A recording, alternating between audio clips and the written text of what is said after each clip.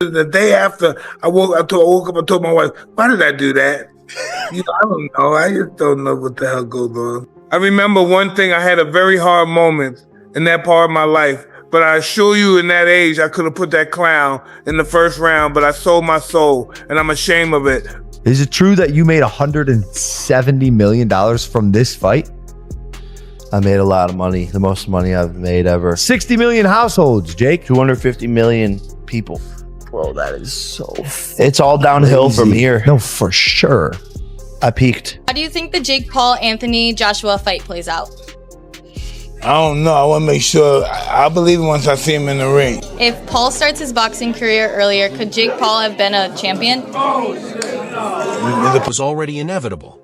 Anthony Joshua didn't just knock out Jake Paul. He shattered an illusion and forced Mike Tyson to quietly admit that he chose a script over real combat. Now boxing looks fake in a way it may never recover from. This can't be real, so let's rewind. To understand how we got here, you have to accept that this wasn't just a fight. It was a slow-motion betrayal that finally snapped the moment a true heavyweight stepped in against a celebrity, and the universe corrected itself. They made him rewrite a post on top of deleting a post. Yeah, I told you that fight between Mike Tyson and Jake Paul was rigged.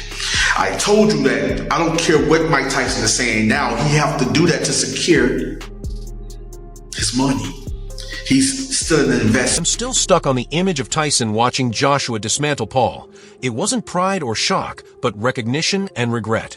Everyone knew Tyson could have ended Jake whenever he wanted, including Jake himself. That's why Joshua's knockout hit harder. It exposed that the ceiling was always fake and the danger was always real. Once that truth surfaced, every past fight came under harsher scrutiny, and the same question echoed everywhere. Why didn't he do it? Talked about it. He said, I don't want to do an exhibition against Floyd Mayweather. Yeah. He said, I'm only doing real fights. And of course, I can't get up high in weight, but I'll fight him in a real fight at the weight that I'm at. But Jake Paul, I mean, as of right now, for what he's doing, it's good for what he's doing. But once he fights a real fighter. Calling this a mismatch, but that word is too clean for what really happened. This was exposure, gravity snapping back into place after years of suspension. Joshua didn't rush, he hunted, and that's what made it terrifying, because when a real fighter takes his time, it means he already knows the ending. Jake felt that certainty closing in round by round, and by the sixth, it felt less like a punch and more like a verdict.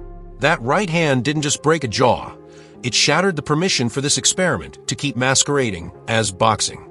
Once titanium plates enter the conversation, the jokes die fast.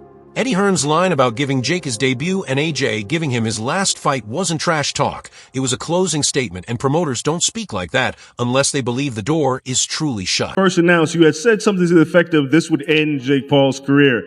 After what you saw tonight, do you think that Jake should continue to box, or what do you think the future holds for him? Yeah, no, I really take my hat off. So, I mean, we have to see if it is a broken jaw. Those injuries are very difficult to come back from.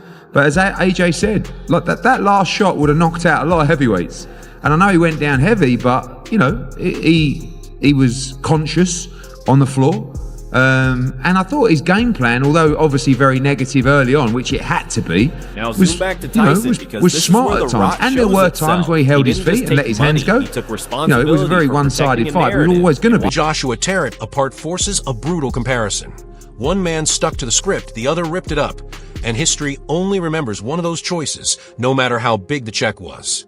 Call it a conspiracy if you want, but Tyson cracked the door open himself when he admitted he doesn't even remember the fight and woke up asking why he did it. That's not the voice of a man satisfied with his performance, but of someone who knows he left something sacred on the table. That kind of regret only grows louder with time. Joshua didn't need to say anything after the fight. His fist said it all, and his silence confirmed it. When silence becomes the loudest voice in the room, the truth is too obvious to spin, and every influencer fighter watching felt their stomach drop, whether they admit it or not. Yeah, but it's not from like talking. Talk to me about what your jaw feels like, because you got it's like a baseball in there. two plates. It just feels like 4 titanium plates. 4 titanium plates. How many do you have? Just one. There's a darker layer here that nobody wants to confront because it threatens the entire business model. If one real heavyweight can undo years of hype in 6 rounds, then how fragile was this ecosystem all along? And if that question makes you uncomfortable, good. It should, because somewhere behind the scenes, someone is scrambling to contain what this really means. I remember the fight that much. I kind of blanked out a little. Listen, know what I remember? Coming back from the first round, and then the next day I remember Jacob doing some kind of, I don't know, what was he doing at the ring? Oh, yeah, a little bow at the end. He bowed. And that's the last thing I remember. You know, but the day after the fight, the day after, I woke up and told my wife, why did I do that? I don't know. I just don't know what the hell goes on. What did you think about Tyson watching the broken jaw news break because biology doesn't lie and marketing can't argue with bone fractures? Seeing physical proof of what a real punch does forces you to confront every moment you chose not to throw one. And it's hard not to wonder whether regret is hitting him harder than he's letting on. Here's the real time bomb question. If Tyson is openly admitting that money dictated outcomes, how many other fights are about to be relitigated in the public mind? Once trust erodes, it spreads fast, and boxing has always survived on belief, which feels like it's bleeding out right now. What also lingers is how calm Joshua looked the entire time, because calm fighters are the most dangerous. His composure felt less like someone chasing glory, and more like someone delivering a correction. And corrections don't stop at one target, they ripple outward. So the real question is, who feels exposed next? Floyd fight, maybe we can have a rematch. He did well, but I want to try it again. Is that something that you would be interested in terms of righting the wrong and knocking him out? I would be interested. Yes, I would. This doesn't end with a knockout highlight. The silence afterward feels staged, signaling deals being rewritten and stories buried. Joshua didn't just win. He reintroduced consequences, exposing how hype had blurred reality and confidence had drifted into arrogance. The punch mattered less than what it represented, a reminder that experience, discipline, and risk can't be faked. Fallout now matters more than the fight itself, reshaping careers, matchmaking, and belief, and the aftershocks are only beginning.